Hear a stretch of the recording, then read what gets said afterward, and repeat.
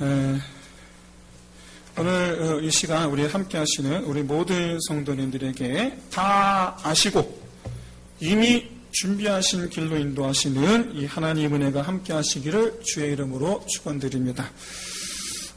오늘 본문은 한 가정이 깨어지는 모습을, 그리고 또 그 깨어진 가정을 다시 화합하게 하시는 하나님의 역사가 오늘 본문 가운데 기록되어 있습니다. 특히 우리가 알고 있는 이 믿음의 조상, 거룩 아닙니까? 거룩한? 어떻게 보면 우리 믿음의 모범이라고 부르는 바로 그 사람 아브람. 그런데 전혀 우리가 알고 있는 그런 모습에 믿음의 조상이라는 타이틀에 어울리지 않는 그런 이 아브라함의 모습을 우리 오늘 본문에서 확인합니다. 만약에 이 오늘 본문의 이 사건이 신문에 기사화되었다라고 한다면 아마도 이런 타이틀이 달리지 않았을까? 여종을 임신시켜 놓고 학대하다. 야, 참. 여러분 이런 기사를 보게 되면 여러분 아플 정도가 아니라 물론 이 시대는 주인에게 이 종에 대한 생사여탈권이 주어져 있다. 그렇기 때문에 시대적으로 충분히 이해할 수 있다라고 그렇게 생각하는 분들이 계실지도 모르겠습니다. 그러나 어쨌든 오늘 본문의 이 상황을 바라보는 우리의 그 시각이 아브라함, 사레, 하갈 이 세 사람의 관계에 우리가 머물러 있다면 이 사건을 성경에 기록하게 하신 하나님의 뜻을 우리는 발견할 수가 없어요. 주인과 종, 아내와 남편, 그들 사이 어떤 일이 일어났나, 이게 그렇게 중요하지 않다라는 얘기예요. 우리 오늘 본문은 사람과 사람 사이의 문제로서 바라보면 안 되고 이 사건을 바라보시는 하나님의 시각, 그리고 하나님께서 제시하시는 해결 방책이 그게 뭔가라는 관점에서 이제 오늘 본문을 봐야 됩니다. 왜냐하면 여러분 아브라함과 사레의 행동에서 우리가 본받을 만한 교훈은 눈 씻고 찾아봐도 하나도 없습니다. 하갈의 행위에서는 우리가 불쌍하다라는 것 말고는 그도 또한 잘못했기 때문에 어쨌든 불쌍하다는 것 말고는 우리의 믿음을 풍성하게 해줄 그 어떤 메시지도 찾을 수가 없습니다. 이 세 사람에게 집중하면 집중할수록 우리는 단지 무너져가는 인간의 도리, 그런 것 말고는 우리가 볼 게 하나도 없어요. 그래서 누가 어쨌네 저쨌네 그런 걸 볼 것이 아니라 과연 하나님은 이 사건을 어떻게 보시는가? 이것을 위해서 우리가 먼저 주목해 보아야 될 것은 하나님께서는 하갈에게만 나타나셨다라는 점이에요. 하갈에게만 나타나셨다. 여러분 아브라함과 사레에게는 한 말씀도 없어요. 안 나타나세요. 어떻게 생각해 보면 이 큰 죄를 저지른 건 아브라함과 사레 같은데 정작 그 아브라함과 사레에게는 안 나타나세요. 왜 그러한가? 왜 그런가? 심지어 이 하갈에게 이 야박하다라는 말이 부족한, 잔인하다라고 할 정도로 잔인하다라고 말할 정도로 아주 심각한 범죄를 저지른 사레, 그리고 이 애정 없다라는 말로는 부족한, 정말 그야말로 냉정하다라고 말할 수밖에 없는 그런 아브라함에 대해서는 1절 언급을 하지 않아요. 1절. 그 이유가 뭐냐라는, 그 이유가 뭐냐. 여러분 아브라함과 사레는요 하나님의 약속을 믿지 못하고 자기들 멋대로 결정하고 행동했습니다. 그 결과가 바로 하갈에 의해서 사레가 멸시를 받게 되는 거예요. 그 결과가. 분명 아브라함과 사레는 하나님께 범죄하였고 이게 어쨌든 하갈에게 못할 짓을 하고 있습니다. 물론 하갈의 일단 범죄, 물론 하갈이 자기 여주인을 업신여기고 그의 자리를 차지하려고 하는 어떤 그의 이 못된 심보, 물론 우리 간과해서는 안 되겠습니다만은, 그러나 하갈의 이 범죄를 다스리는 방법에 있어서도 그들은 가장 인간적인 방법을 택합니다. 가장 인간적인 방법. 눈에는 눈이죠. 가장 인간적인 방법을 택합니다. 이것 또한 하나님께서 보시기엔 악한 거예요. 여러분, 눈에는 눈, 이에는 이. 여러분, 부부 사이에 눈에는 눈 그랬다간 여러분 얼마 안 갑니다. 얼마 안 가요. 부부 사이뿐이겠어요? 부모 자식 간에도 마찬가지예요. 부모 자식 간에 눈에는 눈, 이에는 이 그랬다간 여러분 큰일 납니다. 그런데 이렇게 이 범죄함이 분명한 두 사람에게 왜 이런 방법 말씀이 없으신 걸까? 왜 하갈에게 나타나셨나? 하나님께서 하갈에게 나타나셔서 전하신 말씀은 총 3가지입니다. 첫째는 여주인에게 돌아가서 이전처럼 종으로서 사례에게 복종하라라는 것이고, 둘째는 하갈에게 하시는 말씀이에요. 내가 네 후손을 아브라함에게 말씀하신 것 같이 셀 수 없이 많게 하리라라는 거예요. 그리고 세 번째는 태어날 아들, 지금 뱃속에 있는 이 아들에 관해서 하신 말씀이에요. 그런데 이 3가지 말씀을 하신 하나님을 향해서 하갈이 뭐라 하느냐? 엘로이, 나를 살피시는 하나님. 나를 살피시는 하나님이라는 거예요. 뭘 살폈다는 얘기인가? 가서 네 주인에게 돌아가서 예전처럼 복종해. 그리고 내가 네 후손을 많게 할 거야. 네 아들 이름은 이스마엘이라고 그래. 이 3가지가 도대체 하갈에게 있어서 어떤 의미인데 참으로 하나님은 나를 살피셨도다라고 말하느냐라는 거예요. 이게 어떤 의미이게요? 우린 여기서 이 하갈의 이 감정선을 따라가야 됩니다. 감정선. 여러분은 하갈을 어떻게 평가하십니까? 하갈 역시 기회를 틈타 주인을 끌어내리려는 악을 행한 사람입니다. 욕심이 지나쳐 과욕에 도를 넘는 행동을 함으로써 결국 자기 스스로를 해치게 된 꼴이에요. 자업자득이에요. 본래 미래가 없는 종의 신분이었습니다. 원래 미래가 없어요. 나한테는 내일이 없어요. 그냥 죽을 때까지 종으로 사는 거예요. 미래가 없어요. 장밋빛 미래를 꿈꿀 수가 없어요. 종이니까.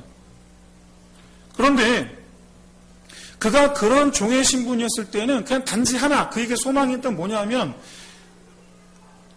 내 주인 사례에게 인정받는 거.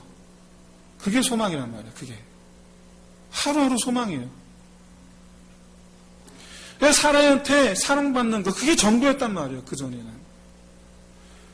여러분, 이 장을 바꿔서 생각해보면 사례의 인정을 받으려고, 사례한테 이쁨 받으려고 최선을 다하던 사람, 그게 하갈이에요.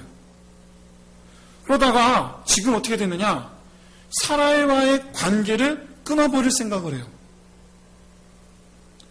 하갈 본인은 이런 자기 안의 이 변화, 내적 변화를 누구보다 본인 스스로가 잘 알고 있어요. 누구보다도. 하갈에게는 꿈이 생겼어요.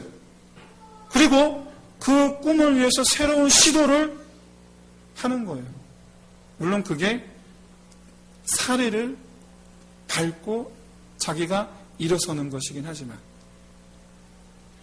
아무런 소망 없던 때를 생각하면 그럴 가치가 있다라고 생각하는 거예요. 자기 스스로 위안 삼는 거겠죠. 그런데 결과적으로 자기가 임신한 아이의 아버지인 아브라함의 이 묵인 하에 자기가 관계를 뒤집어 엎으려던 사례에게 거꾸로 학대를 당하게 됩니다. 그러면 여러분, 하갈은 누구를 원망해야 될까요? 누구를 원망해야 될까요? 여러분, 아무리 그래도 그렇지 임신한 여자를 이렇게 학대해도 됩니까? 그러면 여러분, 사례를 원망해야 되나요? 아무리 그래도 그렇지 자기 아이를 임신한 사람인데 이렇게 모른 채 해도 됩니까? 그러면 여러분, 아브라함을 원망해야 됩니까? 비록 여러분 아이를 가졌어도 얼마든지 사례와 이전과 같은 그런 관계를 얼마든지 유지할 수 있었단 말이에요. 욕심을 낸 건 자기예요. 그러면 자기 자신을 원망해야 됩니까? 복잡한 거죠. 여러분 하갈이 도망쳤다라는 기록에서 우리가 알 수 있는 것은 얽매임에서 자유를 찾아, 즉 소망을 찾아 열린 미래를 떠나간다라는 어떤 그런 기대감을 보여주는 게 아닙니다. 반대로 마치 소망을 잃어버린 채 그렇게 미래가 없어져 버린 사람이 찾아가는 바로 그런 곳을 향해서 나아가는 듯한 그런 어떤 불안감, 그런 불안감을 보여주는 거예요. 도망갔다라는 것은. 8절을 보세요. 하나님께서 하갈에게 네가 어디서 왔으며 어디로 가느냐라고 물으시는데 이것은 네가 어디서 왔으며 그의 과거 행적을 물으시는 거예요. 네가 어디로 가느냐 이것은 미래 네가 무엇을 하려느냐라는 것을 뜻해요. 이에 대해서 하갈이 뭐라고 대답하냐면 내가 내 주인 이 사렉에서 학대를 받았습니다. 과거에 있었던 일은 말합니다. 하지만 앞으로 무엇을 하려는가에 대해서는 말을 못해요. 왜? 계획이 없거든요. 그냥 단지 도망만 가는 거예요. 사실상 하갈은 내일을 알 수 없는 그런 상황 속에 자기 자신을 그냥 내던진 거예요. 내일을 알 수 없는. 이런 하갈에게 하나님께서 세 가지를 언급하셨죠. 먼저 여주인에게 돌아가라. 보세요. 집으로 돌아가라 하지 않으세요. 아브라함에게 돌아가라고 하지 않으세요. 여주인에게 돌아가라고 하세요. 무슨 얘기냐? 문제의 근원이 사례와의 관계에 있음을 아시고 말씀하시는 거예요. 네가 지금 이렇게 된 건 사례의 그 관계 때문이다. 네가 뒤집어 엎어버려도 했기 때문이다. 사례와 관계 회복을 먼저 하라는 거예요. 여러분 기독교 상담에서 말하는 이 관계 회복의 방법은 4가지가 있습니다. 4가지가 있는데 이렇게 이 문제가 두 사람 사이에 갈등의 문제가 생겼어요. 갈등. 이게 갈등의 문제거리. 갈등이에요. 그러면 이 갈등을 돌아가는 게 있고 이 갈등을 점프해서 가는 게 있고 갈등을 깨고 가는 게 있고 이 갈등 앞에 멈춰서 있는 게 있어요. 4가지 방법이에요. 뭘 말하는가? 이 우회하고 점프하는 것은 뭐 자세한 설명은 하지 않겠습니다. 그냥 간단하게만 우회하고 점프하는 것은 이 문제를 내버려 두고 이 문제를 그냥 놔두고 관계 회복을 시도하는 것. 그리고 그 앞에 멈춰 있는 건 상대방이 오기를 기다리는 거예요. 상대방 오기를. 그 다음에 정면 돌파, 문제를 꿰뚫고 가는 것은 바로 뭐냐면 이 문제를 내가 해결하고 상대방에게 나아가는 것을 뜻해요. 그래서 이 성경적 상담학에서 말하는 관계 회복의 핵심은 뭐냐? 바로 문제. 다른 말로 상대방과의 갈등이 생기게 된 바로 그 원인. 내가 범한 죄. 그것을 용서받는 것. 그게 바로 성경적 상담학 관계 회복의 핵심이에요. 그 문제를 없애라는 거예요. 없애는 방법은 용서밖에 없다는 거예요. 용서밖에 없다. 하나님도 또한 이 하갈이 사렉에게서 용서받고 하갈 또한 용서하고 서로 좋았던 그렇게 해서 서로 좋았던 이전 상태로 돌아가라. 정면 돌파를 지시하시는 거예요. 우리도 마찬가지입니다. 이런 문제를 해결하지 않고 관계가 회복되기를 바란다면 흔히 남편들이 잘하는 실수예요. 이게 부인보다. 부인들은 문제가 생기면 그 발생한 문제 그 자체를 해결하기를 바래요. 대부분 여성분들은 그래요. 그런데 남자들은 뭐냐면 그거를 그냥 덮고 가려고 해요. 이게 바로 우회 또는 점프예요. 그냥 덮고 가려고 해요. 남자들이 대부분 그래요. 저도 그래요. 그러다 보면 여러분 이게 관계가 남자들도 여러분, 근데 여자분들도 우리 여자 성도 여러분들께서도 오해하시면 안 돼요. 남편이 관계 회복을 빨리 하고 싶어해. 빨리 하고 싶어요. 근데 내가 생각한 방식이 아니야. 나는 이걸 해결했으면 좋겠는데 남편은 관계 회복만을 바라지 그 문제 해결하려는 의지가 안 보여. 그러니까 답답한 거예요. 여러분, 관계 회복을 안 하려는 게 아니에요. 그러니까 여러분, 남편분들 미워하지 마세요. 빨리 하고 싶어해. 내가 생각한 것보다 훨씬 더 빠르게 빨리 나하고 관계 회복을 하고 싶어해, 남자분들이. 그런데 난 그렇기 때문에 남자분들에게 바라는 것은 이거예요. 여보, 우리 문제부터 해결합시다. 이거면 돼요. 제가 너무 쉽게 얘기하는 것 같지만 그게 어렵죠.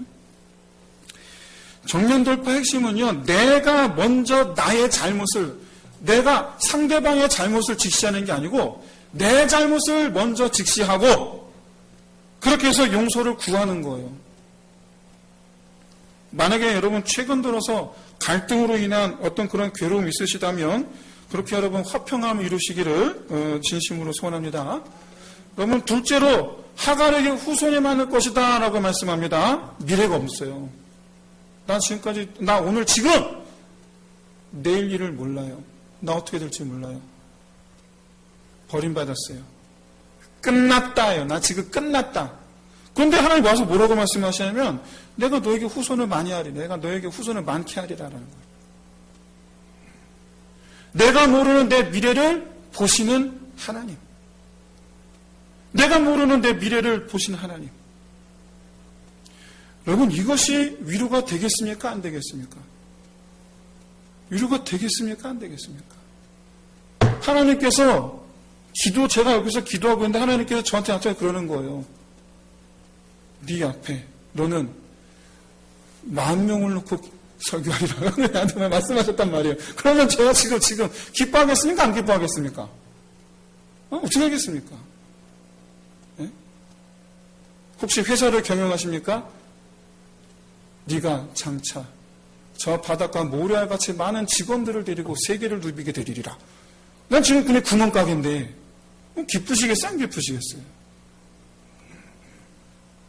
내일이 없을 줄 알았단 말이에요. 그런데 여러분, 내일이 뭡니까? 머나먼 미래. 셀 수 없을 후손을 말씀하세요. 하나님은 지금 하갈에게 당장 내일을 보장하시는 게 아니고 수백 년을 보장하시는 거예요. 지금. 하갈의 미래의 수백 년을 지금 보장하시는 거예요.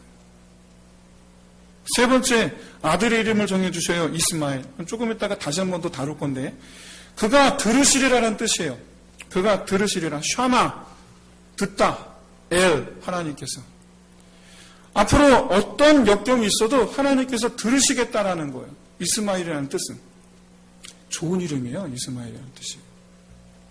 그런데 여러분, 이렇게 아들의 이름을 정해주신 것이 하갈에게 특별한 일입니다. 왜? 아들의 이름을 정하는 것은 그 아비가 하는 일입니다. 그 아버지가. 즉, 아브라함이 이 뱃속의 아이의 이름을 자기 아들로 받아야 되는 거예요. 이게 무슨 얘기입니까? 하갈이 자기의 지위가 회복되는 걸 뜻해요. 이것은. 버림받은 줄 알았는데 하나님께서 이 아이는 그의 아들이 되게 하시고 나는 그의 아내가 되게 하시는 거예요. 하갈이 이 세 가지 말씀으로 큰 위로를 받아요. 첫째, 관계의 회복. 둘째, 미래의 소망. 셋째, 버림받음에서 용납받음으로 나아가게 하시는 말씀.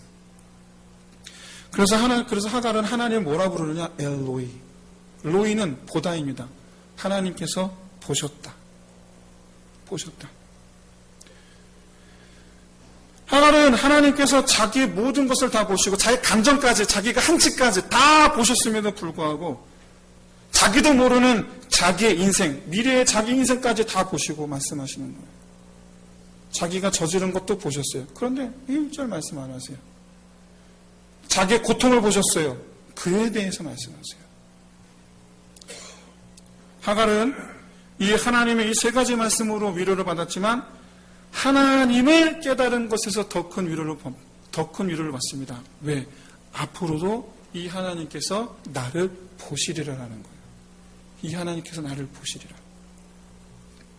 엘로이, 하나님께서 나를 보고 계신다.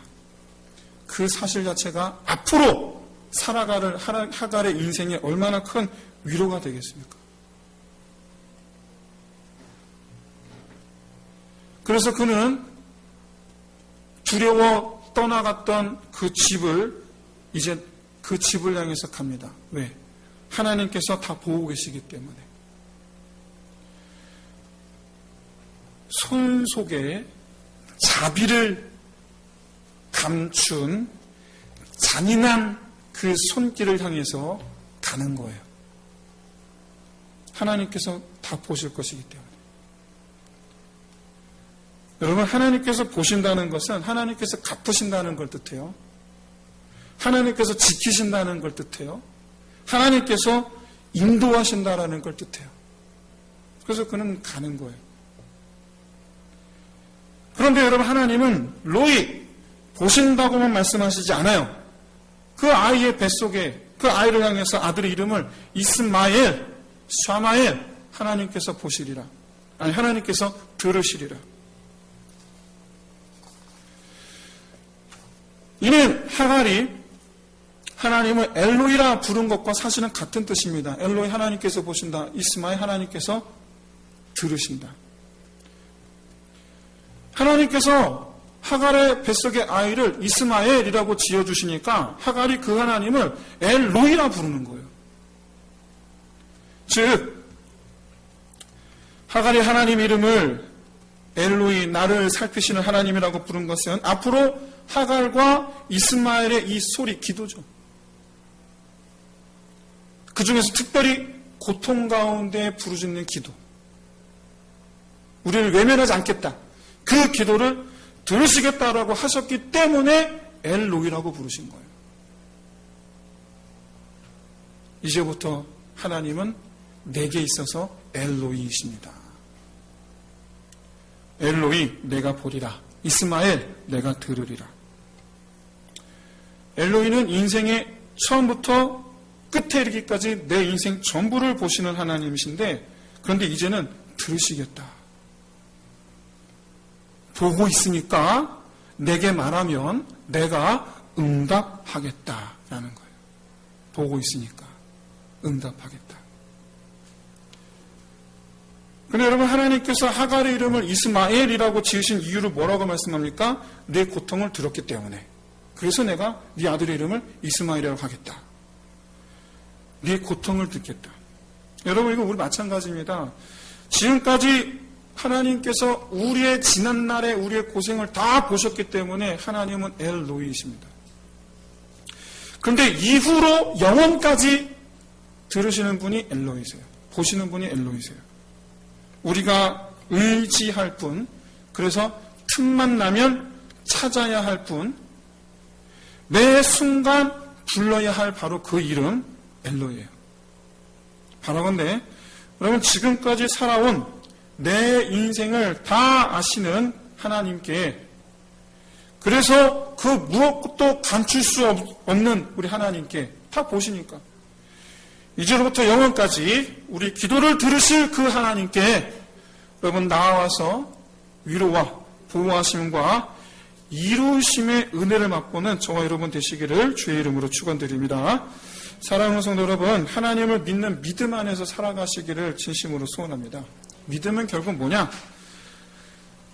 나의 모든 것을 다 아시는 하나님을 신뢰함으로 오늘을 살아가는 거예요. 난 내일 모르잖아요. 근데 하나님은 보시잖아요. 그렇기 때문에 우리는 오늘을 불안감 속에서 살지 않아도 돼요.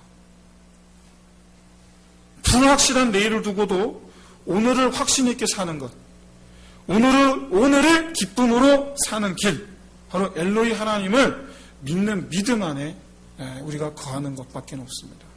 사랑하건대 그렇게 하나님께 내 일을 믿고 맡기고 오늘을 기쁨으로 살아가는 저와 여러분 되시기를 진심으로 소원합니다. 그런데 여러분, 하갈은요, 말씀드렸지만 피해자이기만 한 건 아니에요. 하갈 또한 가해자예요. 아브라함, 사레, 하갈 전부 다 셋 다 가해자이자 피해자들이에요. 셋 다. 이것이 하갈이 도망가는 길목에 하나님께서 미리 와 계셔서 그를 기다리셔서 만나주신 이유예요. 이게. 셋 다 가해자이자 피해자인 게. 여러분, 하갈은 하나님을 생각도 안 하고 있었습니다. 하나님을 찾지도 않았어요. 하갈이 하나님을 믿었느냐? 그건 모르겠어요.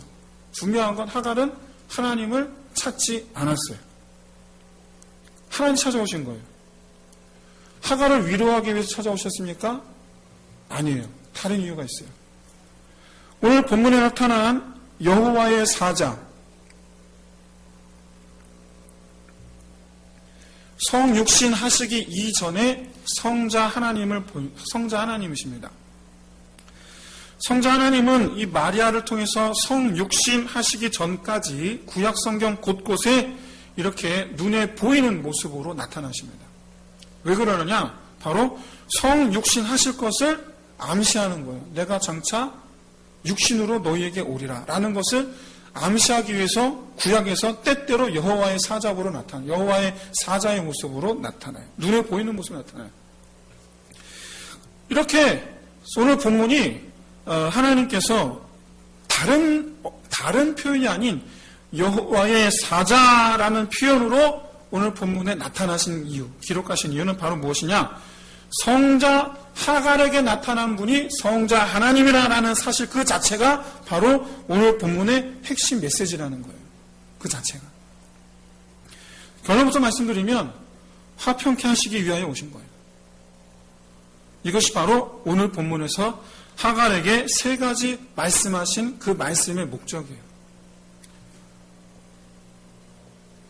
하나님은 여호와의 사자는 세 사람의 죄를 묻지 않았습니다. 하갈의 입장에서 하나님은 아브라함의 하나님이지 자기 하나님이 아니에요. 하갈은 자기 주인 아브라함이 하나님의 명령으로 메소포타미아에서 가나안에 온 것을 알고 있어요. 그리고 아브라함은 틈만 나면 여호와께 제사를 드렸어요. 최소한 하갈의 입장에서 아브라함이 하나님의 인도함을 받으며 그렇게 아브라함이 하나님을 믿고 하나님께서 아브라함을 지키시는 그와 같이 아브라함의 하나님인 것은 알아요. 그런데 그 하나님 자기를 찾아오세요. 나도 나한테 죄가 있는 걸 압니다. 그런데 하나님이 내게 나의 죄를 묻지 않아요. 비록 사례 때문이라고 말을 했지만 사실 원인이 나한테 있다는 거 알아요. 그런 하나님은 사례 편도 들지 않으시고 다 보셨으니 엘로이 다 보셨으니 충분히 다 아시고 계심에도 불구하고 이 사건의 원인을 제공한 내 죄를 묻지도 않아요. 하나님, 여호와의 사자, 성자 하나님, 우리 주 예수 그리스도 주님께서 단지 돌아가라. 이전으로 돌아가라. 죄를 범하기 이전으로 돌아가라. 라고 말씀하시는 거예요. 그럼 뭐가 생각납니까? 가난한 여인 앞에 두고 나도 네 죄를 묻지 않았느니 가서 다시는 죄를 범하지 말아라. 그 말은 역시 마찬가지로 죄를 범하기 이전의 모습으로 돌아가라는 말씀이에요. 네 죄를 묻지 않겠다. 사랑하는 성도 여러분, 하나님도 묻지 않으시는 죄를 서로에게 물음으로 서로의 마음을 상하게 하지 마시고 화평케 하시려는 주님의 뜻을 따라 단지 죄 사함의 역사만이 남기를 힘쓰시는 저와 여러분 되시기를 진심으로 소원합니다. 나의 죄는 용서를 구하고 상대방의 죄는 덮어주고 묻지 아니하노니 그렇게 죄 사함의 권세가 넘치는 저와 여러분이 되시기를 주의 이름으로 축원드립니다. 여러분 그렇게 해야지 여러분 화평이 임합니다. 그래야지 화평이 와요. 이것이 평화의 왕이신 주님의 방법이에요. 이 뒷이야기를 보세요. 하갈은 명령대로 집으로 돌아가서 아브라함에게 자기가 만난 하나님, 엘로이 하나님, 그리고 또 그 엘로이 하나님께서 자기 아들의 이름을 이스마엘이라고 지으라고 하신 것을 전합니다. 이때 아브라함은요, 내가 들으리라 라는 뜻의 이스마엘이라는 이름을 든 즉시 하나님의 뜻을 깨달았을 거예요. 하나님께서 하갈의 기도를 들으셨구나. 이 하나님께서 이 아이를 지켜보시겠구나. 아브라함은 하갈과 아이를 자기 권속으로 받아들입니다. 이것을 알게 해주는 표현이 바로 15절에 아브라함의 아들이라는 표현이에요. 아브라함의 아들. 이후로 실제로 아브라함은 더 이상 아들을 얻으려는 시도를 포기합니다. 다 포기해요. 그리고 이스마엘에게 자기 모든 것을 다 겁니다. 창세기 17장 18절. 하나님께 이렇게 말해요. 사례를 통해서 아들을 주겠다라고 말씀하셨는데 거기다 대고 뭐라고 말하느냐? 이스마엘 데려다 놓고. 여러분 지금 아브라함이 하나님과 얘기하는데 이스마엘 데려다 놓고 얘기해요. 이 아들에게는. 하나님 앞에서 살기를 원하나이다. 물론 하나님은 이스마엘은 이스마엘대로 축복할 것이지만은 어쨌든 하나님께서 언약하신 아들은 사례가 낳을 아들 이삭이죠. 어쨌든 그건 넘어가고 이렇게 우리가 알 수 있는 사실은 하갈과 아브라함의 관계가 회복되었다라는 것을 알 수가 있어요. 물론 이 사례와 하갈의 관계가 회복되는 여부는 성경에서 말씀하고 있지 않아서 알 수는 없습니다. 하지만 최소한 하갈에 대한 이 학대는 없었어요. 그리고 상식적으로 생각할 때 이삭을 낳기 전에 이스마엘이 아브라함의 장손으로 아브라함이 분명히 했다라는 점에 있어서 이 이스마엘의 위치가 공고했다라는 것을 생각할 때에 그럼 하갈과 이 사례 관계에 특별히 원하지 않았으리라. 하갈이 사례를 업신여기지 않는 한 사례 또한 하갈을 특별하게 더 괴롭힌다고 하지는 않았으리라. 이건 상식적으로 우리가 그렇게 이해할 수 있을 것 같습니다. 사례와 아브라함이 하갈의 인생을 놓고 고통을 준 그런 끔찍한 죄. 자기의 불임, 그리고 여종의 배신으로 인한 그 상한 마음을 남편을 탓하면서 남편을 더 미워하게 된 이 사례의 죄. 아브라함이 뭘 잘못했다고? 참 없는데 아브라함을 미워해요. 자기 아이를 임신한 하갈을 보살피지 않고 외면한 이 아브라함의 죄. 아이를 가졌다고 해서 주인의 자리를 노린 이 하갈의 어리석음과 그 죄. 이렇게 이 망가진 이 한 가정이 다시 회복되게 하기 위해서 나서신 분이 누구냐? 하나님. 왜 나서셨을까요? 아브라함과 사례로 말미암아 하나님의 나라를 세우셔야 되는데 이 아브라함의 가정이 엉망진창이 되었으니 하나님은 하나님의 나라가 되어야 이 가정을 하나님께서 주권적으로 세우시는 거예요. 네 집이 하나님의 나라가 되어야 되는데 네 집이. 여러분 하나님께서 내 집을 하나님 나라 삼으시고자 하신다면 내 집을 하나님 나라 세우고자 하시는 하나님의 뜻은 바로 뭐냐? 화평인 줄로 믿습니다. 우리는 하갈처럼 성자 하나님 예수 그리스도를 만난 사람들이에요. 이미 만났어요. 바라기는 관계가 깨어지기 이전의 모습으로 회복되기 위하여 돌아가라 말씀하시는 이 하나님 음성에 여러분 온전히 순종하는 저 여러분 되시기를 진심으로 소원합니다. 많은 분들이 얘기해요. 결혼하기 전에 연애할 때는 안 이랬는데 그럼 연애할 때도 돌아가세요. 그러면. 그때처럼 돌아가시면 돼요. 같이 말씀 마치겠습니다. 인생살이 하다 보면 여러 가지 모양으로 갈등이 일어나게 됩니다. 하지만 엘로이 하나님은 다 보고 계세요. 그렇기 때문에 내게 괴로운 일이 있으면 이스마엘 다 들으시는 하나님께 구하면 됩니다. 다 보셨으니까. 다만 우리는 내 인생살이 문제는 다 보시는 하나님께 엘로이께 이스마엘 하면 돼요.